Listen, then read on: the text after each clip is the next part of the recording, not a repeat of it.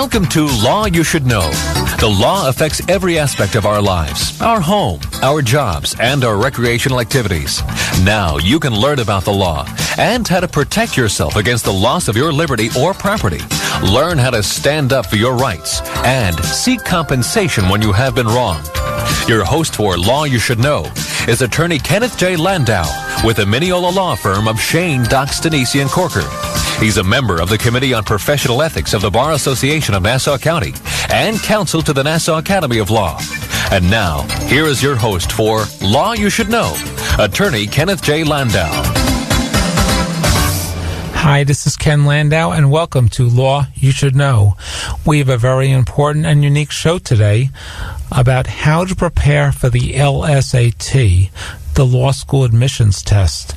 And we have a special guide to that exam, attorney Joyce Behr, who's an attorney, and she's also an expert on preparing candidates for the LSAT as well as many other tests out there.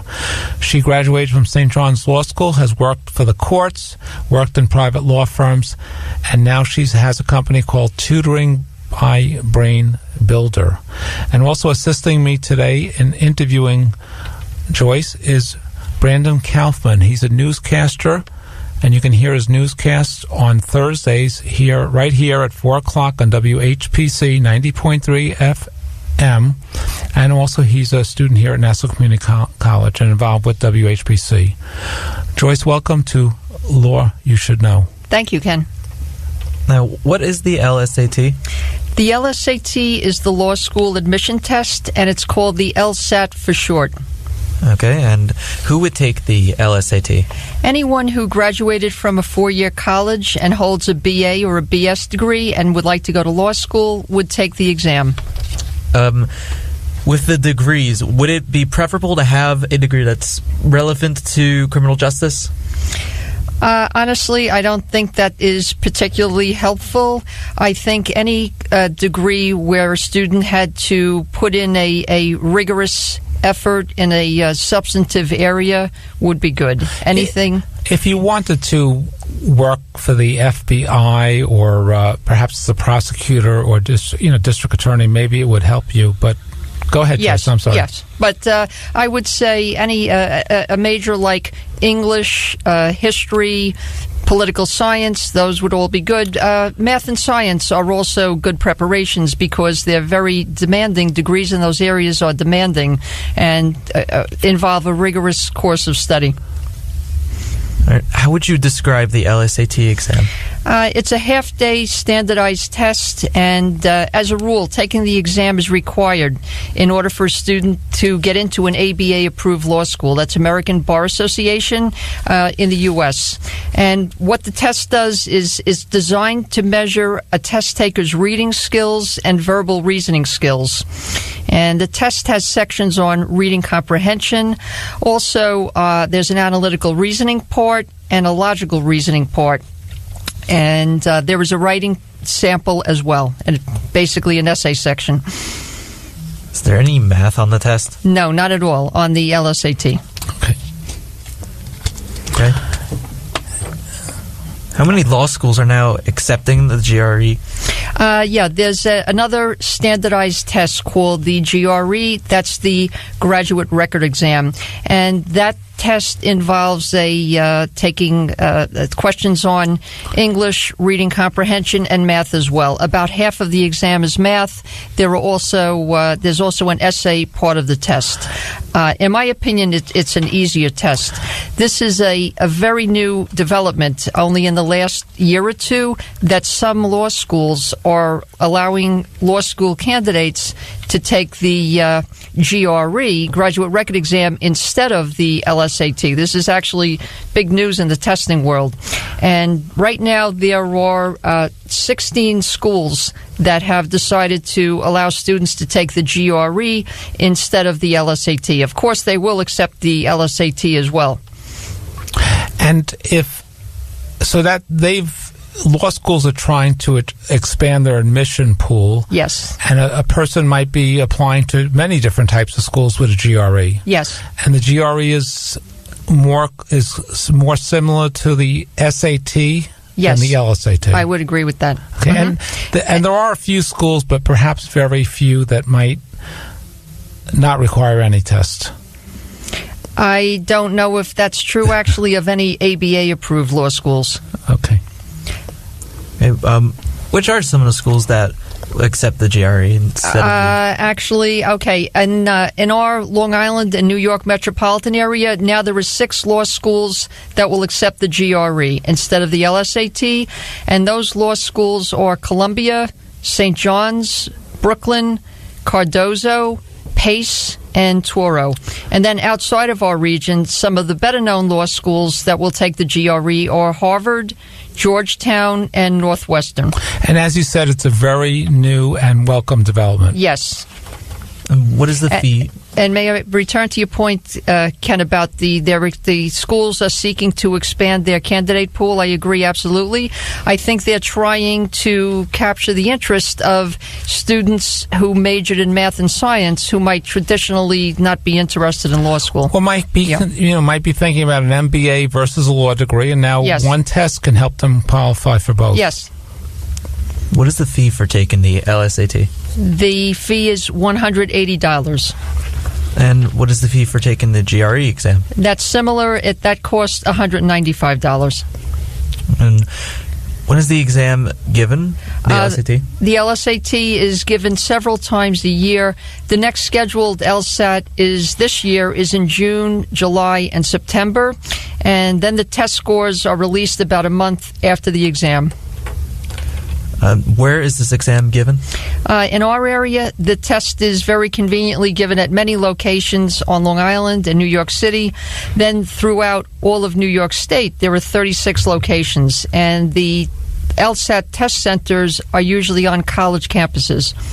Right. And how is the LSAT scored? The exam is scored with a scale of a low of 120 and a high of 180. And they get this numerical score from all of the multiple choice questions on the exam. And on the multiple choice questions have 5 choices, A through E.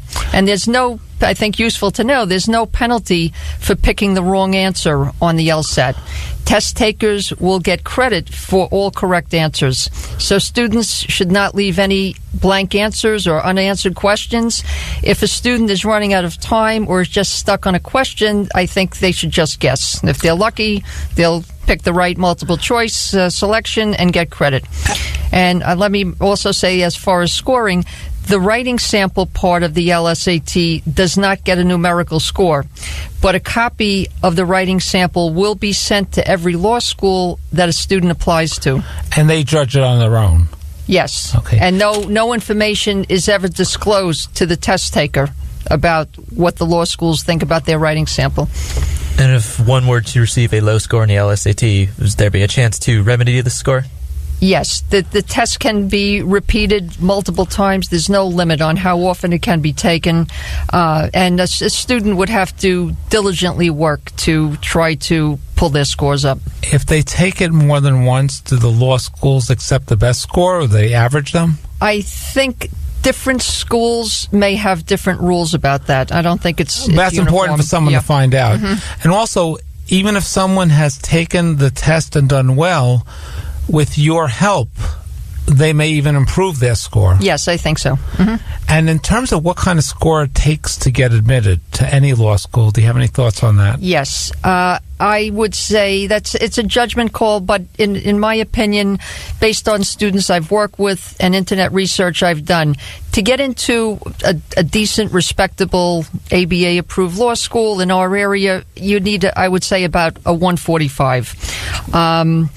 I think a score of 150 is very respectable. 155 is, darn strong. Then, what I consider extremely good is 160 and up, 160 to 170. Even the Ivies, I've seen their numbers online. The Ivy League law schools, their median LSAT scores are about 170, 172.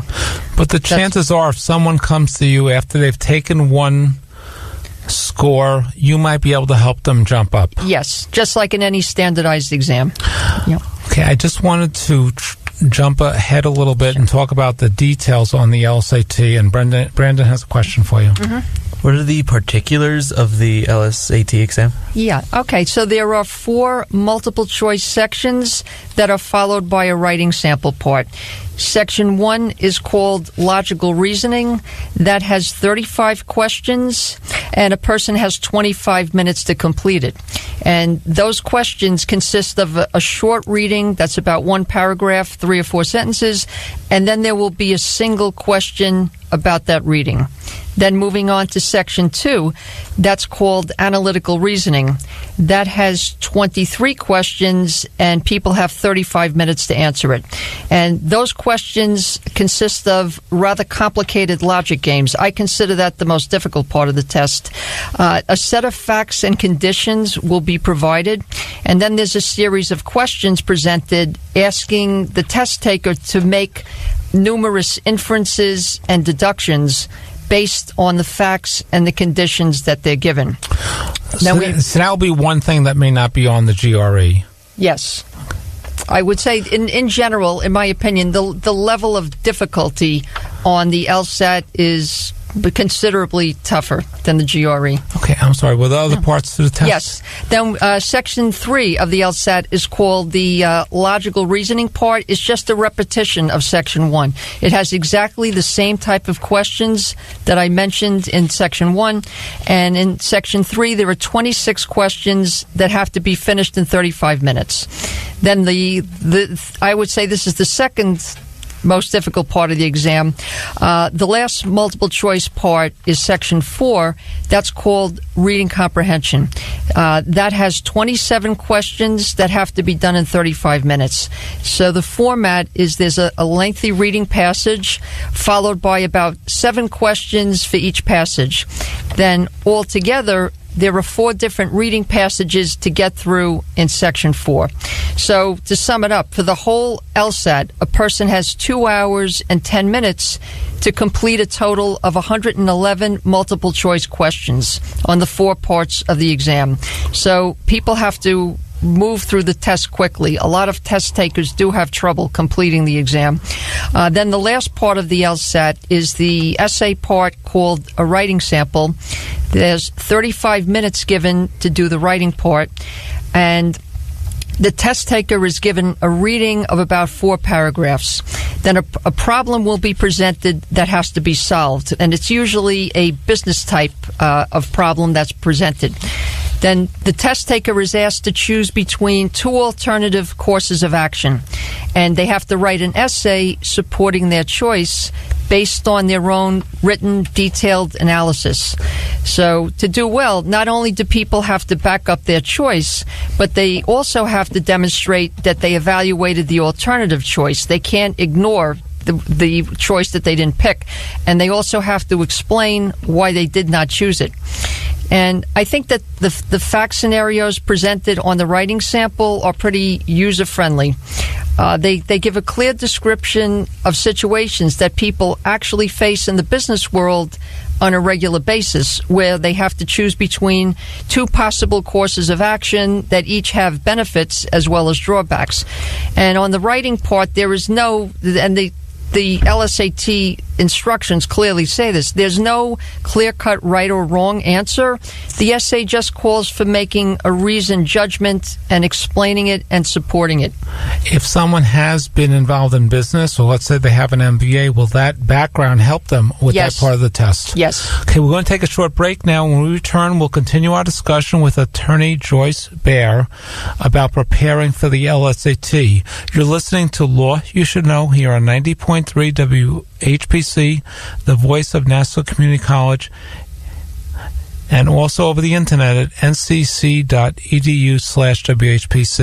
We'll be back in a moment. This program is brought to you by Nassau Community College, which offers a paralegal studies program. Students can major in paralegal studies while earning their associate's degree, or earn a paralegal certificate if they already have a college degree. These programs can even help you start a second career as a paralegal. It's a program for anyone who wants to work in a law office assisting lawyers, the government, or a position in an insurance company. More information about full-time, part-time, days, evenings, weekends, or online courses is available by calling calling 516-572-7774 or by email at paralegal@ncc.edu. This portion of programming on WHPC is brought to